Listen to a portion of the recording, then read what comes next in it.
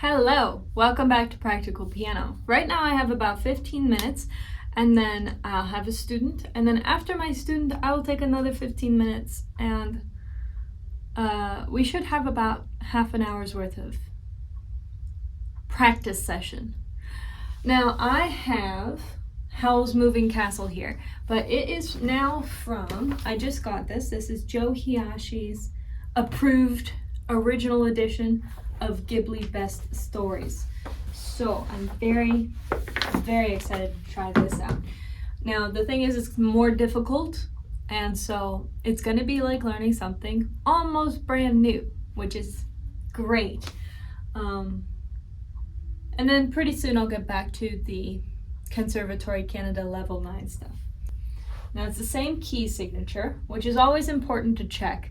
If you're doing a cover of an original song and then you go to play the original song, sometimes they write the cover in a different key, they transpose it. So make sure that your sharps and flats and your starting notes are the same.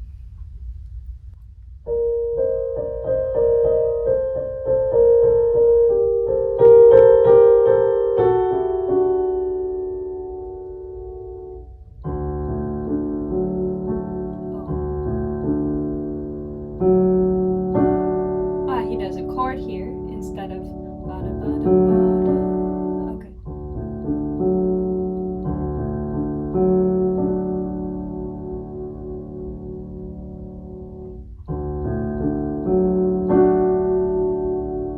That's better.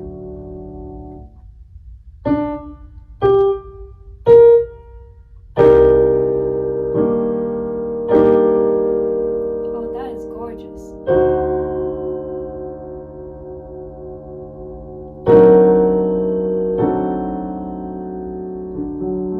That's right.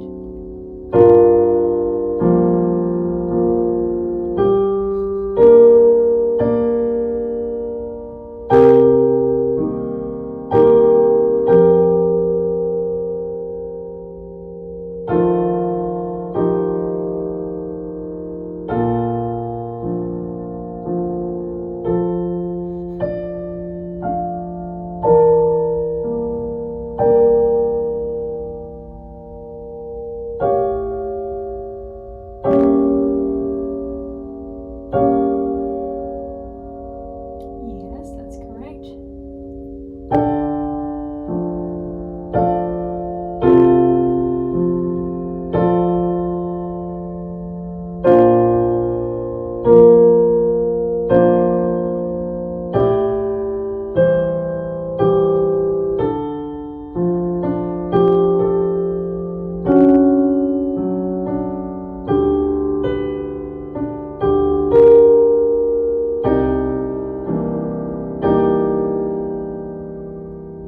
Yes. Oh, no, that chord that I thought sounded funny. I said yes, but it's wrong. It needs an E flat. Much better.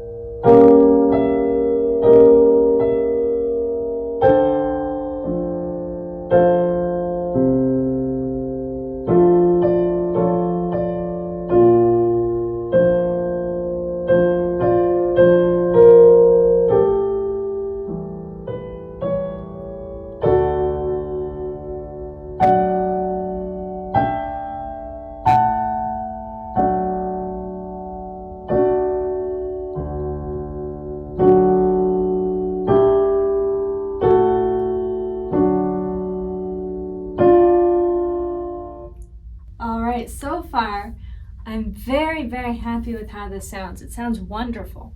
The left hand isn't too much different. PianoCast didn't alter it a whole lot, although there are some changes. So that feels good. It's hard to go from a version of a song you know to a harder version where both hands are much more difficult. So this is only a little more difficult in the left, and there's extra notes and a few variations in the right. Now, I didn't play all the way through this song. There's many pages, but this is a good enough chunk for me to work with.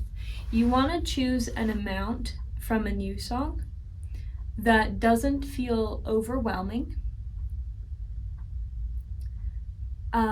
but instead feels very comfortable. Like you could play that over and over, no problem.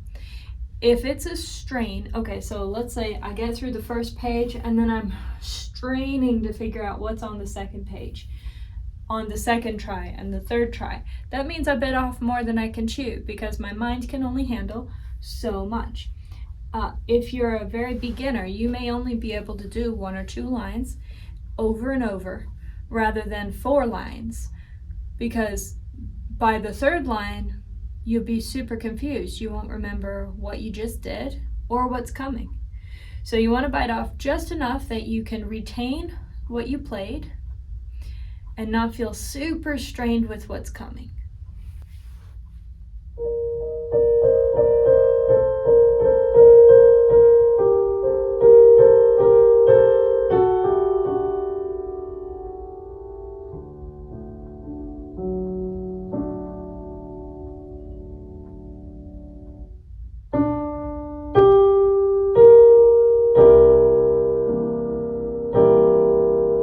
That just sounds so pretty. I'm missing a flat though. I was missing 2 flats. It's so pretty.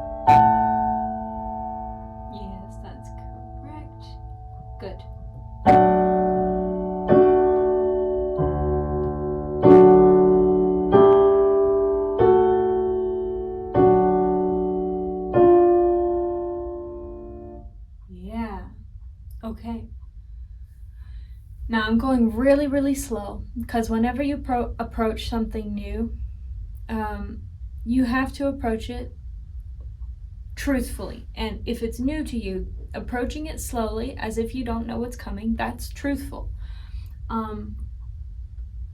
Because I don't know what's coming, I'm not sure what's next. It could be the same, but it could be different.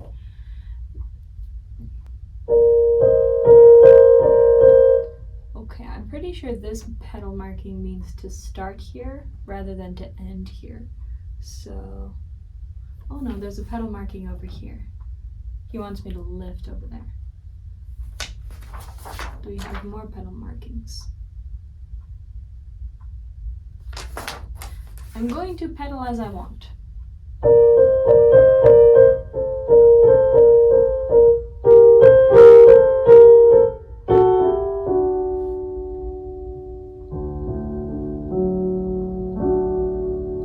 have to do this again because I'm preparing to do this.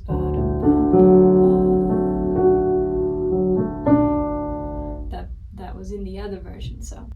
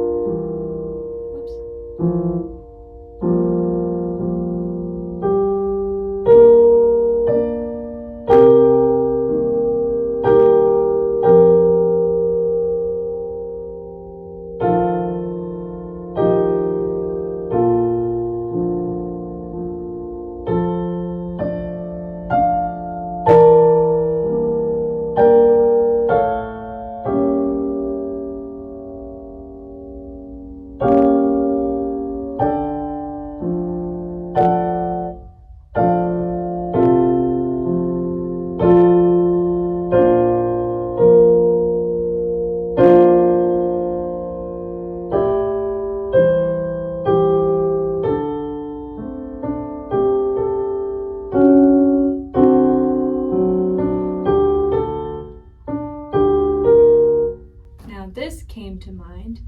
I'm sometimes telling you to look for patterns in your music, either when you're memorizing, when you're trying to go fast. The other useful thing about patterns is that it just makes it easier to read too, if you notice things that are similar. So in this one measure, all of the bottom notes are G's. So before I was fishing around for, oh, where am I supposed to be? Well, if I keep my thumb anchored on G, all of the middle notes are C sharps too. So if I keep my thumb and my 2 finger on C sharp, my thumb on G, if I keep both of those fingers anchored, I don't have to move for that whole measure until the next thing. So this is part of fingering. You want to find the fingering that is most efficient, always. And one of the ways you do that is you look for patterns. What are the continuous notes? And keep the same finger on the same note. You can't apply that to every situation, but if you notice patterns like this, where there's 3 different chords, but 2 of the things are the same, keep your 2 fingers on the same notes and just change the one that goes on the different note.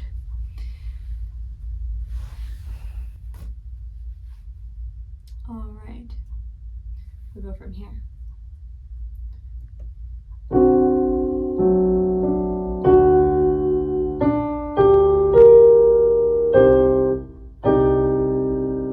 Now I made too many mistakes there for me to be happy, so I'll play this again.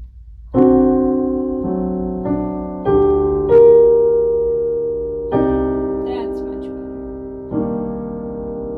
If that took me 3 or 4 tries, that's what I would do. I would go really slow and try it 3 or 4 times. But I got it, so I'm not going to.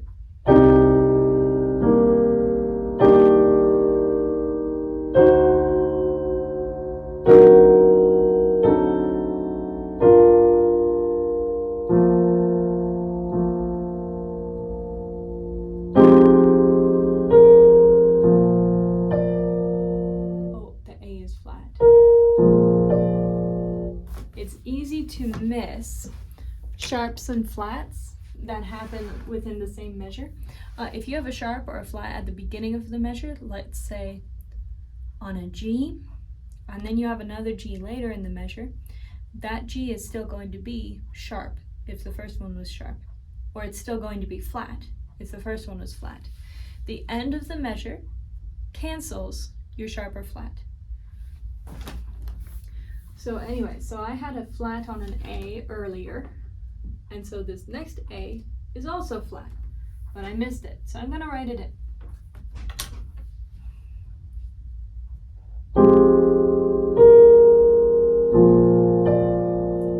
Alright, I'm back. We've got another 15 minutes to practice. So we're going to stick to the first 2 pages here probably, and we'll see how it goes.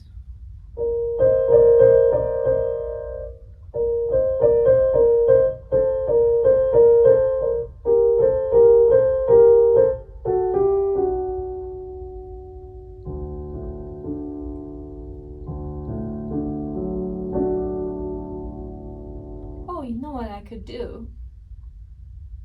Actually, no, I couldn't. Never mind.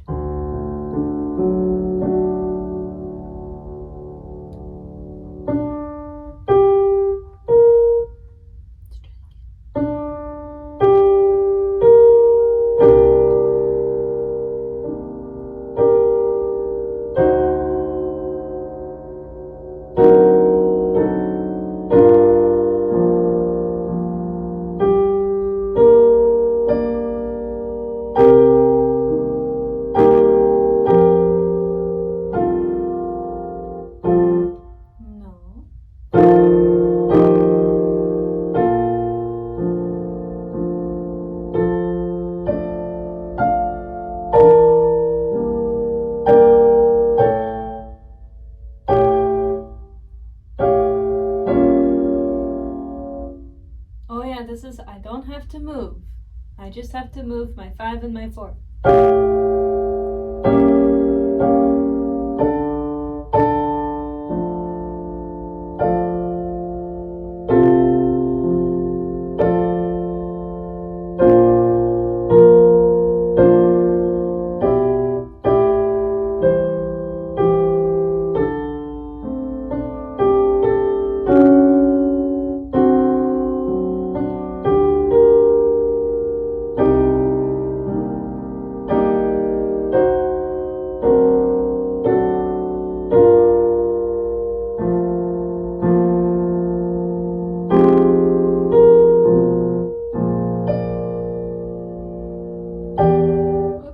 Flat, I better write that one in because that happened last time as well. I'm going to make sure I got flats on both of these. I'll write in a couple other things while I'm at it. There we go. There we go. I was once in a class with a teacher that I didn't have for very long. And I was writing in things to help myself out, and she said, "Are you done yet?" And I wasn't. But I kind of froze in that moment. The way to deal with people shaming you, for one thing, if you have a teacher who shames you in piano, find a different teacher. You don't need to sacrifice your personhood for piano. So find somebody who treats you better than that. And I did. Actually, I was with this teacher for a while, and I started hating piano. And my mom said, "You might need a different teacher because you don't hate piano, you love it." And I love piano. She was right. I needed a different teacher. When I got a different teacher, it got better. Consider if you begin to hate your passion, consider that you may have the wrong people around who are shaming you for your passion instead of encouraging you for it. The way to deal with a question like that is to take it at face value. No, I'm not done. would have been a sufficient answer. Anyways, when you're writing things in, it is to help yourself. It's not insufficient. You're not a bad pianist because you have to write things in. I've been playing for 20 years. I still write things in. And I'm not going to withhold tools from myself that help me play better. And I don't recommend that you withhold tools from yourself that help you play better. So my stance on writing things into your sheet music is write as much as you need. If you're a beginner, you may need to write in every letter, or you may need to write in all the counting. And you may need to do that until you're 5 years into piano, to varying levels. I write in less than I used to because I don't need as much help. But when you need help, take it. And you're not a bad human for needing help. You're not bad at piano because you need some tools. Okay.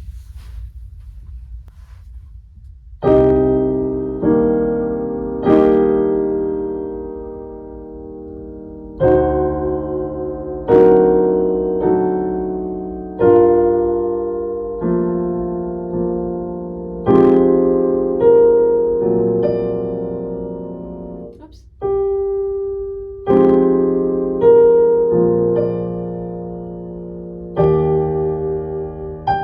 I need to bring out that top note. Whenever you have a big chord, bring out the topmost note. That's the part that is carrying the melody, which is the singing part of the song, the pretty part.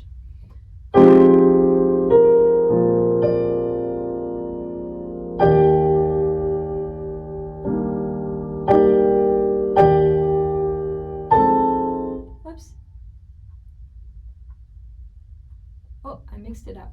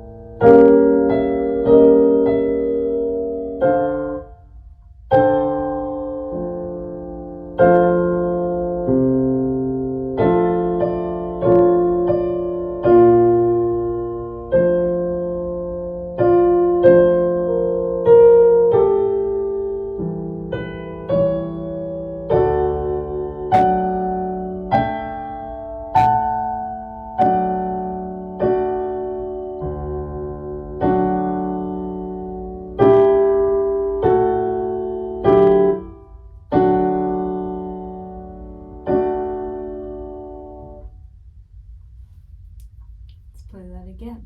Let's actually start from over here. It's nice to have the lead in.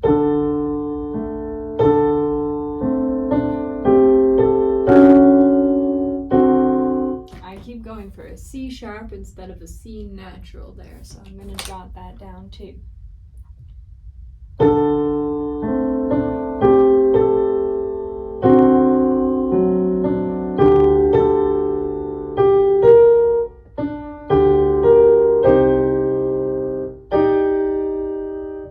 D. Let's do that again. See, I'm going a little fast. That's why so many mistakes. So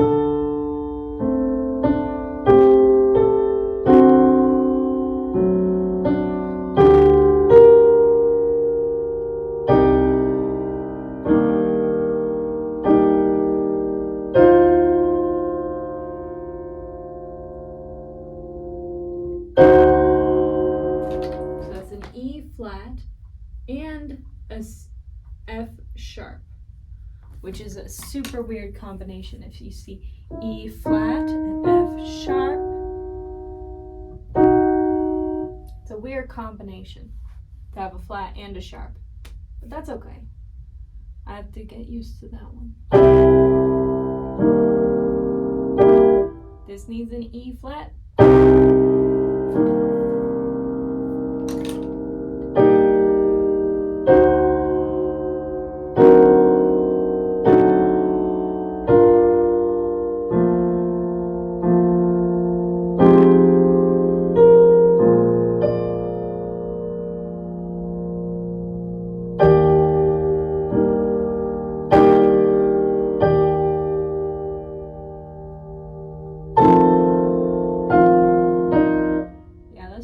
that again. I want to get this so that I can play the octaves well.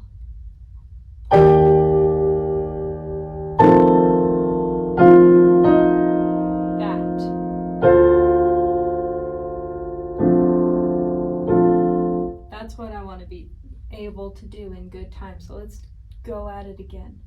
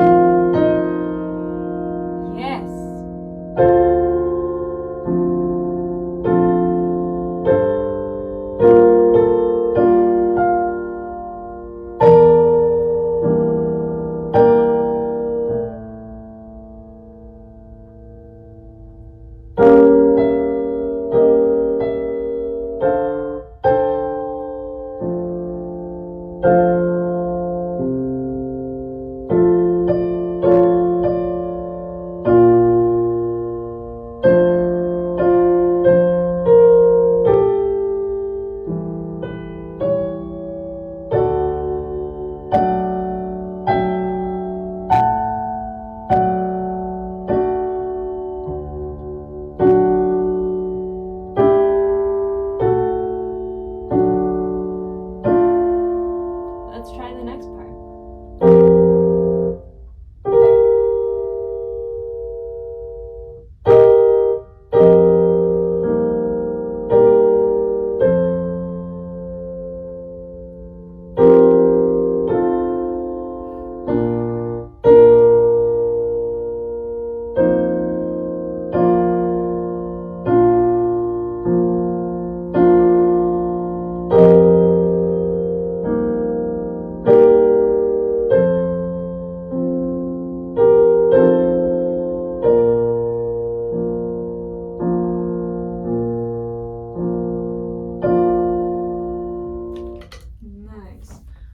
Jotted this E flat that I missed the first time.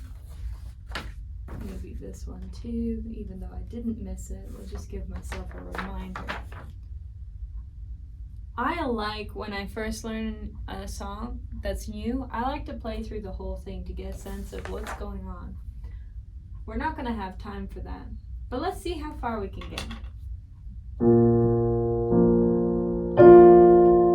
Some people like doing that, and some people don't. So if you like to play through the whole song before you try it, before you hunker down and practice it, do that. And if you don't like to, that's okay too. People have different personalities, and it's okay to like different things. It's okay to like what you like.